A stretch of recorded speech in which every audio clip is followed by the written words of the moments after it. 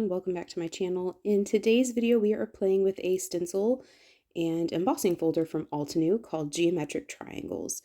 I have my little Cricut mat that I've cut down. I'm going to use that as a sticky mat to hold my stencils in place while I stencil. I have this color box card, volume 1. This is card number 230 from that set, and this is where I drew my color inspiration for the cards today. I have just a regular white panel. This is A2 sized, and this is what I'm going to stencil and eventually emboss on. These are my ink blending brushes from Amazon. I still really like these. They still work really well, and I'm very pleased with them. This is the Geo Triangles. Woo! Speaking so hard. This is a stencil and 3D embossing folder combination. And then I have this Scripted Sentiments from PinkFresh Studio. This has a die, stamp, and foil plate. So that is fantastic, and that will be where our sentiment comes from for the card today. Then I have just a selection of Altenew inks. We have this is their crisp dye inks in Velvet, Plum, Dark Night, and Marigold. And these are the inks we will be using today to stencil. I will be bringing in some Versafine ink to stamp that sentiment. Here I'm showing you some stickers. These actually came with the wallpaper that I used to redo my desk. I showed them, I don't end up using them. So there are 4 stencils in this Geo Triangles set from Altenew. This is the first one, and I'm trying to show you here, and etched into the stencil, it says it's stencil 1, and you just ink it. But these in stencils 2, 3, and 4 say you ink and then flip. So you're going to end up inking the front and the back of this stencil. And I was not aware of that when I first started this. I actually figured that out when I looked at the little insert that comes with the stencils. So here it's showing you that this is how you can end up having like 6 different colors on your stencil, 7 if you choose. And that is what the end product would look like. They also show you what colors they used in their ink line in order to accomplish that. I didn't use their ink suggestions today, but that is kind of a fun, almost looks like stained glass to me, background. Altenew is very, very good about including inserts to help explain and inspire. And that's one of the things that I really love about their products, is they take a lot of time and thought into their inserts, which is very, very helpful, particularly if you want to use a product, but you're not sure how, or you can't remember where you got your inspiration from, which happens to me quite a lot. So I have just placed my piece of A2 size cardstock in there, and I'm going to line this very first stencil up in a way that I can repeat it. So what I mean by that is I'm going to make sure that every time I lay my stencil down, it's following these same corners. So it's lining up in the same spot every time. So I didn't necessarily put the paper into a corner, but I did make it to where it's easy for me to line up the stencils each time. Even when I have to flip stencils 2, 3, and 4, it's still very easy for me to line it up. So I don't remember if I cleaned my stencils my blending brushes the last time I used them. So I'm just taking my little rag that I use for all of the things, and I'm just going to brush that off and then begin ink blending. So this is stencil 1. This is the stencil that you do not flip. And when they say flip, they mean flip horizontal, not vertical. So I'm using the Velvet ink, for this particular stencil, and this is the only time that I will use this ink. It looks almost pink in the photos, but it is more of like a tomato red in real life. So this is a little deceiving. So I'm going to kind of brush that stencil off with my rag and clean off my blending brush so that it's ready the next time I go to use it. And then we're going to move on to stencil 2. Stencil 2 is one that you do have to flip. So I did it, I did the same, I placed it in that same little corner. And I'm using the marigold for this one. This is Stencil 2.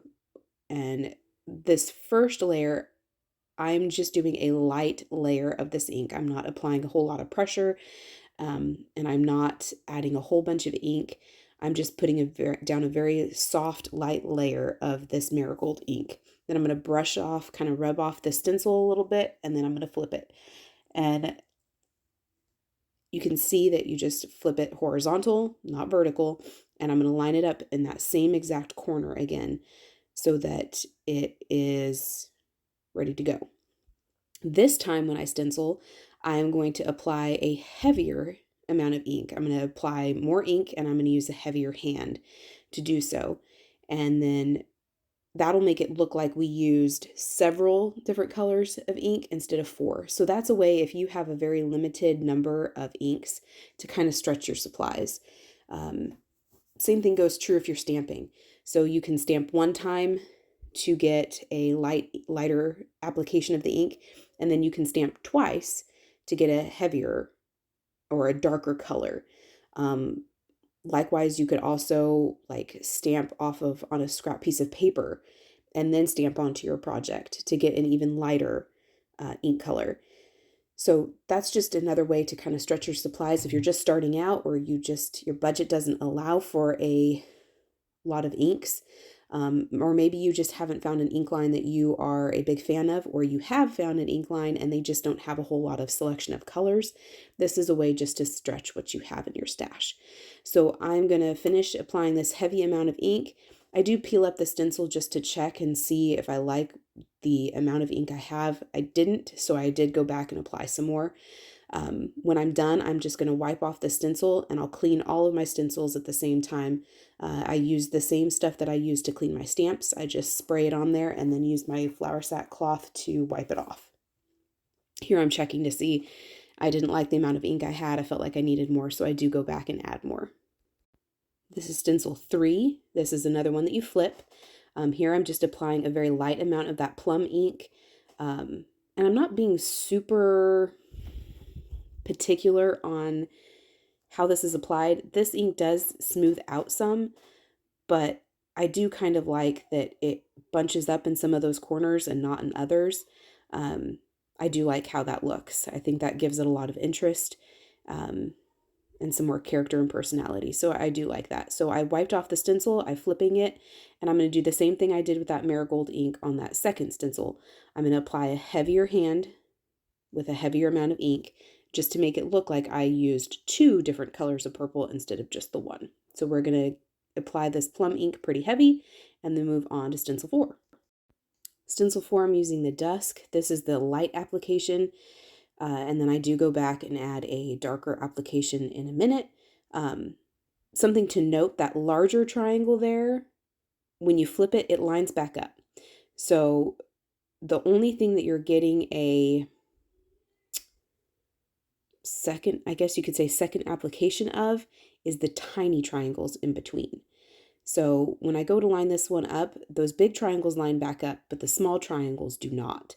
They give you the, I guess in my situation, the right-hand side of this diamond shape. So that's something to keep in mind when you flip. If you are using, a different color of ink for this one, those large triangles will be inked again, not unless you mask them off and use an itty bitty blending brush to get into just those tiny triangles.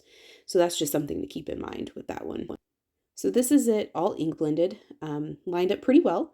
I was pleased with that. Sometimes I get a little off, but this trick of lining up the stencils in the same corner each time worked out pretty well.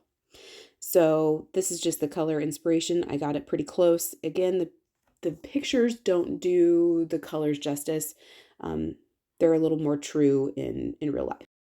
So now I'm going to take this 3D embossing folder, the Geo Triangles 3D embossing folder, and I'm going to actually tape this inside the embossing folder once I have it lined up. I'm lining it up where my pretty side, the side that I've stenciled, is actually facing the text side of the embossing folder, which will make that indent inward or deboss. into the cardstock. If you want that to pop up, then you would want to align that on the other side. I do end up taping this in place just to kind of ensure that it doesn't move. And you will see in the pictures that it still moved a little bit. It's not terrible, but it did move.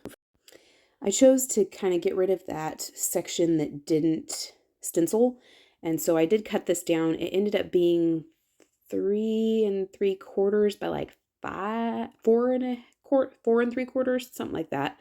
I do just cut it down just so it'll be a little more proportional onto the card base, but also so that I can kind of get rid of some of the obvious areas where it just didn't the embossing folder just didn't line up right. I did choose to pop this stenciled background up. I just cut down some cardstock even smaller, 1/4 of an inch smaller in both directions than the stenciled panel, and I'm just gluing these back to back, and then I will glue them to that stenciled piece, and then I will actually glue them directly to that card base, and that's just a black card base from Paper Studio cardstock. It's just in a regular A2 sized. And I'm going to end up gluing that on there and setting that Misty on top to let it adhere. Here I have that PinkFresh Scripted Sentiments stamp set.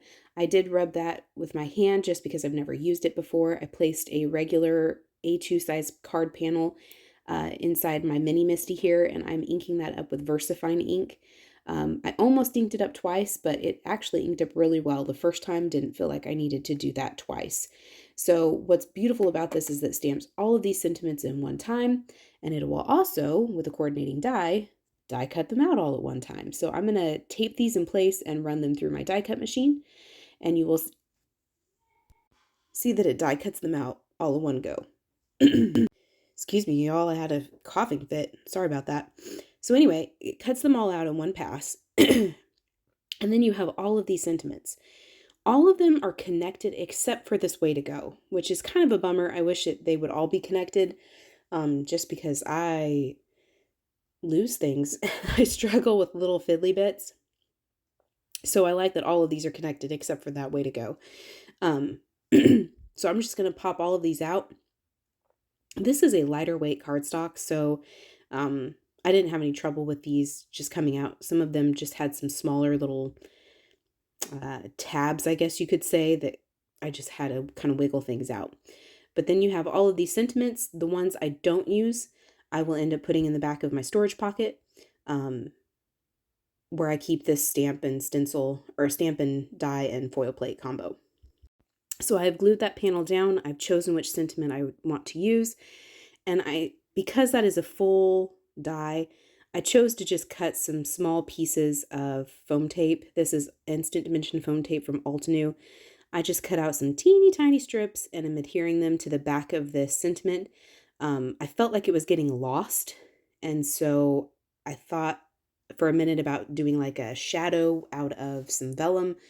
I'm not a big fan of fussy cutting, and so I nixed that pretty quick, but that is an option. So I just chose to use some foam tape and pop that up. So I'm just going to get this foam tape all over the back of this, peel off the backer, and adhere it down into that bottom right corner.